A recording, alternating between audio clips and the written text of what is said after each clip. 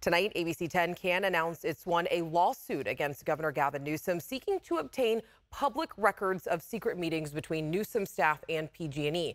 A Sacramento judge ruled the governor must hand over calendar entries. It raises big questions about how transparent government needs to be and whether we can hold our officials accountable. I want to go ahead and bring in investigative reporter Brandon Rittiman, who's been pushing to get all of these records. And you are still looking for facts about a story that you actually brought us last spring, right? Yeah, we do know that Governor Newsom's cabinet secretary, Ann Patterson, had at least one meeting with PG&E in May of last year. Today, we know there were multiple meetings with PG&E that month. We don't know if it was 2 meetings, 50 meetings, but we do know the meetings happened around the same time. PG&E got out of trouble after being accused of severe safety violations that caused the deaths of 4 people. We started wondering how often the governor's staff meets with PG&E after seeing this. We are pleased to be joined by Ann Patterson. Governor Gavin Newsom's cabinet secretary showed up boosting PG&E at a shareholder event. For 20 minutes, Secretary Ann Patterson took friendly questions from PG&E executive Carla Peterman. Peterman used to regulate PG&E. She was a California PUC commissioner. PG&E has become an incredibly important partner for us, and we have partnered incredibly successfully. Overall, just a good partner.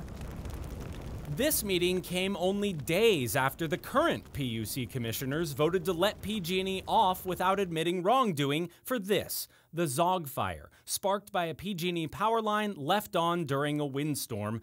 The fire killed 4 people. No one came after my family with guns and weapons, but there was negligence involved. Zach McLeod lost his wife and their 8-year-old girl, Fayla. They tried to escape in this pickup truck. About a week after that meeting with the governor's staff, a judge dismissed felony charges against PG&E for manslaughter.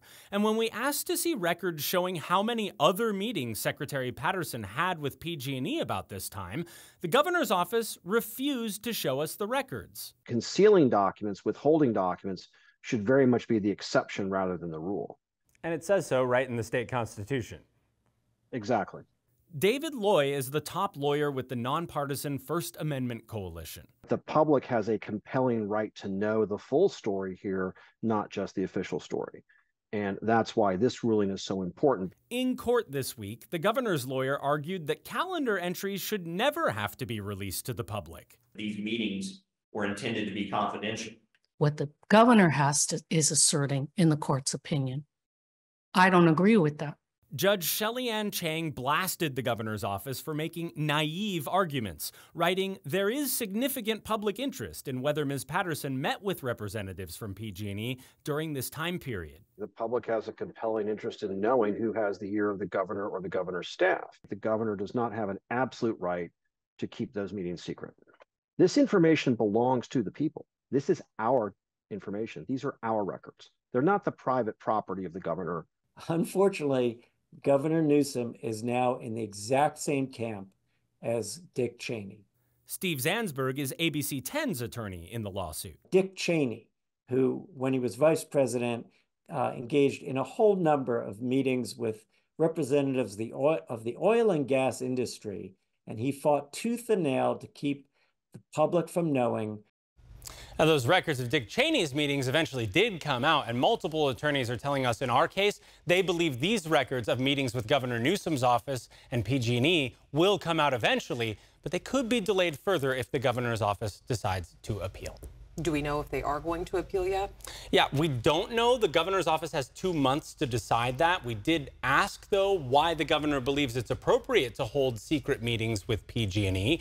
Newsom spokesperson Alex Stack replied, "That's an inaccurate and misleading description of the work that takes place in our office," but it isn't inaccurate, Alex. Governor Newsom is, in fact, arguing to the court to keep these meetings secret. Stack also told ABC we have no involvement in the Zog fire cases at the PUC and in criminal court. And as you've covered before, the relationship with PG&E runs very deep. If you go to firepowermoney.com, you'll find Brandon's past investigations on the governor's campaign donations from PG&E and how Governor Newsom hired PG&E's longtime law firm to write new state laws that benefit the company. And we also want to mention that in the coming weeks, Brandon will be back to explain why it's becoming increasingly difficult in California to obtain public records, because ABC 10 is collaborating with other newsrooms across California to raise awareness. So we look forward to seeing you back here really soon. Brandon, thank you so much for the work. Thank you, Alex.